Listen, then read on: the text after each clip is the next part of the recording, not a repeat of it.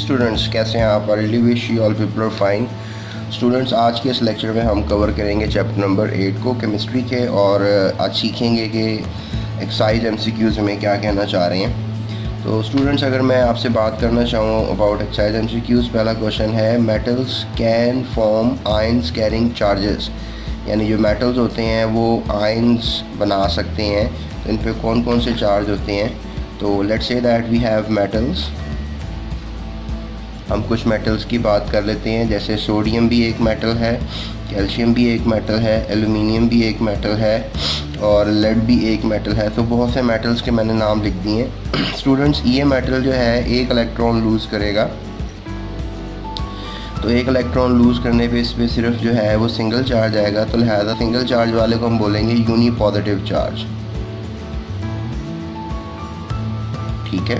उसके बाद अगर हम देखें वी हैव कैल्शियम, तो कैल्शियम सेकंड ग्रुप में होता है पीरियोडिक टेबल के, तो ये 2 इलेक्ट्रॉन लूज़ करेगा, तो इसको हम नाम दे देंगे डाई पॉजिटिव रेडिकल, या डाई पॉजिटिव आयन भी कह लेंगे, या di positive charge carrying ion कह लेंगे, या डाई पॉजिटिव आयन कह लेंगे। और एल्युमिनियम जो है स्टूडेंट्स, ये 3 इलेक्ट्रॉन तक लूज़ कर सकता है, तो आप इसको नाम दोगे ट्राई पॉजिटिव का। और लेड जो है वो अमूमन 4 इलेक्ट्रॉन भी लूज़ कर देता है, तो you can just right like this, इस पे चार्ज आ जाएगा टेट्रा पॉजिटिव। स्टूडेंट्स, इसको आप जो ट्राई पॉजिटिव हैं या जो टेट्रा पॉजिटिव हैं, इनको आप नाम दे सकते हो पोली पॉजिटिव का भी, यानी you can call them as poly positive ions. ठीक है, ये भी बात याद रखो। तो लिहाजा हमने देखा कि यूनी पॉजिटिव भी बन जाते हैं मेटल्स के आयंस, और डाई पॉजिटिव भी, ट्राई पॉजिटिव भी, टेट्रा पॉजिटिव भी। एमसीक्यू में यूनी, डाई, ट्राई लिखा हुआ है, तो आपने टिक लगाना है किस पर? टेट्रा पॉजिटिव पर, सॉरी ऑल ऑफ देम पर, क्योंकि सब चार्जेस। ठीक है, let's move towards the second MCQ. Which one of the following metal Burns with brick red flame? Students, इसका जो सोडियम का जो कलर होता है वो मैंने पढ़ा था गोल्डन येलो होता है। मैं आपको फ्लेम कलर्स दिखा देता हूँ अगर मुझे भी मिल जाते हैं। Just give me 1 second.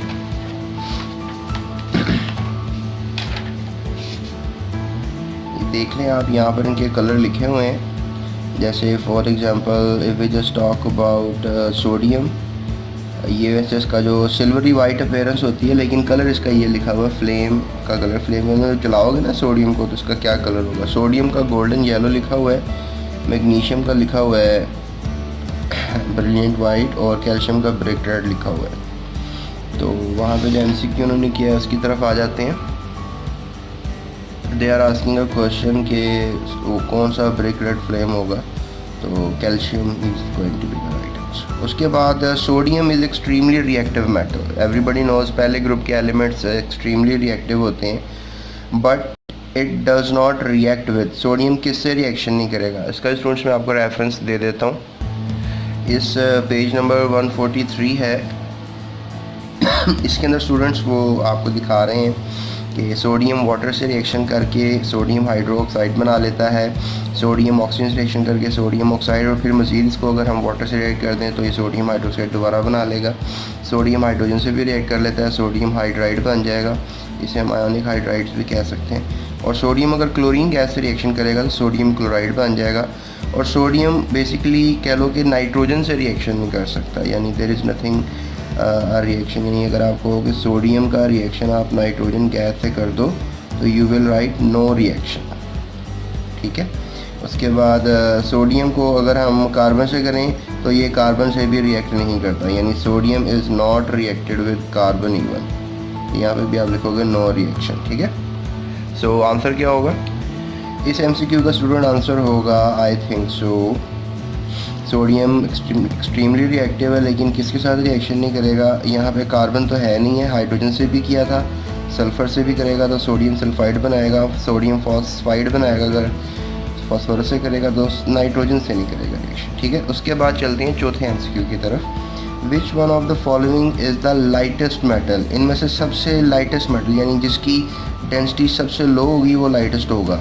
आप लिख सकते हो लो डेंसिटी, इस लिहाज से आपने देखना है। इसका भी मैं आपको रेफरेंस कोड कर देता हूँ। स्टूडेंट्स यहाँ पे देखें, यहाँ पे लिखा हुआ है हमारे पास कि ये जो हमारे पास लिथियम है, इसकी डेंसिटी जो है वो 0.53 ग्राम पर सेंटीमीटर क्यूब है। तो इस लिहाज से लिखा हुआ है the lightest metal is lithium, यानी पीरियोडिक टेबल में तकरीबन आपको मैं बताता चलूँ, चैप्टर नंबर 1 में लिखा हुआ है 80% तक जो हैं वो मेटल्स हैं। तो 80% जो मेटल्स हैं उनमें सबसे लाइटेस्ट जो है स्टूडेंट्स वो है लिथियम। तो ये आपको जो है वो पता होना चाहिए। लिहाजा इन्होंने पूछा कि कैल्शियम, मैग्नीशियम, लिथियम, सोडियम में सबसे लाइट मेटल कौन सा है, तो ये मैं आपको लिथियम बता देता हूँ स्टूडेंट्स। लिथियम की 0.53 ग्राम पर सेंटीमीटर क्यूब आपने डेंसिटी देखी है। अच्छा, एक ये है कि आप सोडियम, मैग्नीशियम और कैल्शियम की डेंसिटी कमेंट कर दें ताकि जो दूसरे अफराद ये वीडियो देख रहे हैं उनको इनकी डेंसिटीज़ का भी अंदाज़ा हो जाएगा। आई होप कि आप कमेंट करेंगे इस लिहाज से और आपकी भी नॉलेज में इजाफा होगा। So let's move toward the next MCQ। Pure alkali metals students, group 1 metals को जो है वो हम अल्कली मेटल्स कहते हैं। Can be cut simply by knife, यानी लिथियम, सोडियम, पोटाशियम, इनको आप छुरी से काट सकते हो। आयरन को नहीं काटा जा सकता because of alkali metals have. Alkali metals के पास कौन सी ऐसी खूबी है जिसकी वजह से छुरी से काटा जा सकता है? Strong metallic bonding, weak metallic bonding, non metallic bonding, moderate metallic bonding. तो आप ये कह लो कि इनकी जो मेटालिक बॉन्डिंग है वो वीक है, दैट्स वाई इनको आराम से काटा जा सकता है। जिनमें स्टूडेंट्स मेटालिक बॉन्डिंग स्ट्रॉन्ग होती है ना, लॉरेन एंड रूट का नज़रिया था ये कि उनको आप आसानी से जो है ना कट नहीं कर सकते हो। तो लिहाजा व्हाट आई एम टॉकिंग कि यहाँ पर आप बी पे टिक लगा लो, ठीक है। Let's move towards the next MCQ। Which of the following is less malleable. देखें स्टूडेंट्स, मैं आपको मेलिएबल का एक रेफरेंस देता हूँ। स्टूडेंट्स, यहाँ पे हमने मेलिबिलिटी एंड डक्टिलिटी के बारे में पढ़ा था चैप्टर नंबर 4 में। मेलेबिलिटी का मतलब होता है कि आप जो मेटल्स हैं ना उनको आप शीट्स में कन्वर्ट कर सकते हो, जबकि डक्टिलिटी का हमने मीनिंग पढ़ा था कि जो मेटल्स होते हैं उनको तारों में, जैसे कॉपर की तारें बनाई जा सकती हैं, आयरन की शीटें बनाई जा सकती हैं, जैसे दरवाज़ा वगैरह आपकी शीटें हैं। तो मेलेबिलिटी आयरन की प्रॉपर्टी हो गई और कॉपर की प्रॉपर्टी डक्टिलिटी होगी इसकी तारें, जैसे सोने की भी तारें बन जाती हैं, सोने की शीटें भी बन जाती हैं। तो सोना जो है, गोल्ड जो है वो मेलेबल भी है, डक्टाइल भी है। तो यहाँ पर वो बात कर रही हैं कि विच of the following is less malleable, यानी कि किसको मेलिएबल यानी कि उसकी शीट किसकी सबसे मुश्किल से बनाई जाएगी। स्टूडेंट्स देखो मेरी बात सुनो, यहाँ पर सोडियम बड़ा सॉफ्ट मेटल है, गोल्ड जो है वो भी सॉफ्ट मेटल है। प्योर गोल्ड हो, 24 कैरेट का सोना हो ना, तो उसको बड़ी हाथों से आप मोड़ लो तो मुड़ जाता है। मतलब उसको थोड़ा सा हम गोल्ड में इम्प्योरिटी कॉपर की मिलाते हैं ताकि थोड़ा सख्त हो जाए। 22 कैरेट का सोना आपको अमूमन मार्केट से मिलता है। सिल्वर भी बड़ा सॉफ्ट है, आपके घर में जो चाय पकाने वाला डोंगा होगा या कोई सिल्वर का बर्तन होगा, आप उसको ज़रा सा थोड़ी मारिएगा वो बैंड हो जाएगा। तो ये इसमें से कह रहे हैं कि which one of the following less malleable, यानी किसको आसानी से लेस मेलिएबल बनाया जा सकता है, यानी सबसे ज़्यादा लेस मेलिएबल कौन है, सबसे कम मेलिएबल कौन है। तो कम मेलिएबल मेरे ख्याल में सोडियम जो है वो सबसे एक ऐसा मेटल है जिसको आप कह सकते हो कि लेस मेलिएबल है। आयरन, गोल्ड और सिल्वर, मेरा ख्याल है स्टूडेंट्स आयरन को जो है वो मेलेबिलिटी के लिहाज से सख्त देखा जाता है, क्योंकि आयरन को इतना आसान नहीं है बैंड करना। तो लेस मेलेबल ये है, ये भी बड़ी आसानी से मेलेबल है, ये भी मेलेबल शीटें बन सकती हैं, इसकी भी शीटें बन सकती हैं, लेकिन इसकी शीटें बनाना आसान काम नहीं है। तो मेरे नज़रिए में ये है, लिहाजा B is the right answer for this MCQ। Let's move towards the 7th one. Metal lose their electron easily. Metals अपने इलेक्ट्रॉन्स ईज़िली छोड़ देते हैं, मतलब अपने जो इनका आउटर मोस्ट शेल होता है, लेट्स से दैट ये आउटर मोस्ट शेल है, इसमें से इलेक्ट्रॉन ईज़िली बाहर चला जाता है। ऐसा क्यों होता है? They are electronegative.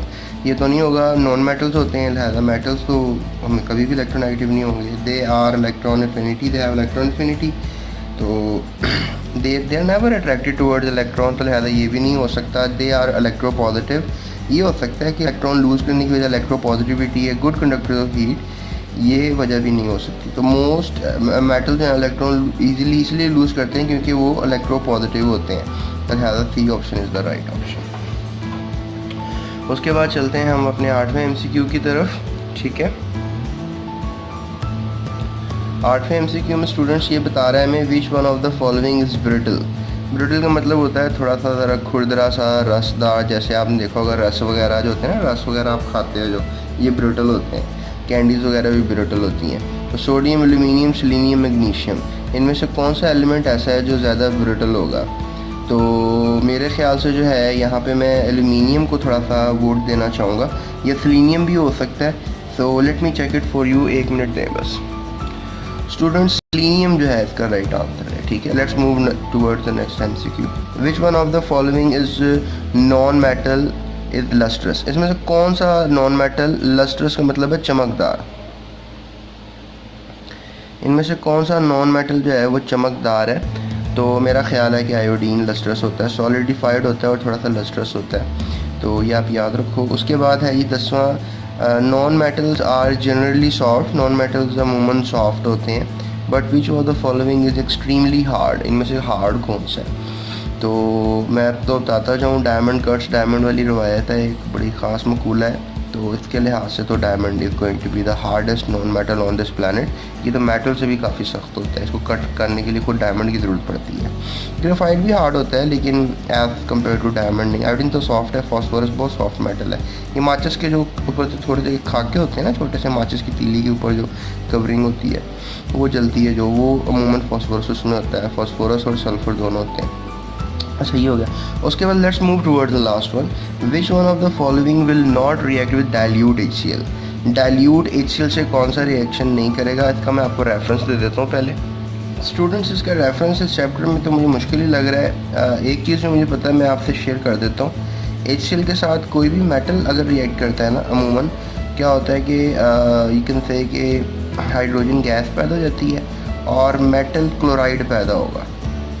ठीक है, यानी सोडियम डाल दोगे HCl सोल्यूशन में तो सोडियम क्लोराइड, पोटाशियम डाल दोगे तो पोटाशियम क्लोराइड, हाइड्रोजन गैस निकल जाएगी, कैल्शियम क्लोराइड और हाइड्रोजन गैस। लेकिन कार्बन मेरा ख्याल है कि रिएक्ट नहीं करेगा HCl के साथ, तो इसका आंसर यही होना चाहिए। So D option is going to be the right answer. So thanks a lot. अपने दोस्तों के साथ इस सारे डाटा को ज़रूर शेयर करें और मेरे चैनल को लाइक और सब्सक्राइब ज़रूर कीजिएगा। सो अभी तक के लिए इतना ही है। तो नेक्स्ट वीडियो में मिलते हैं आपसे और आई होप कि आप मेरी वीडियो को ज़रूर शेयर करेंगे। Thank you so much.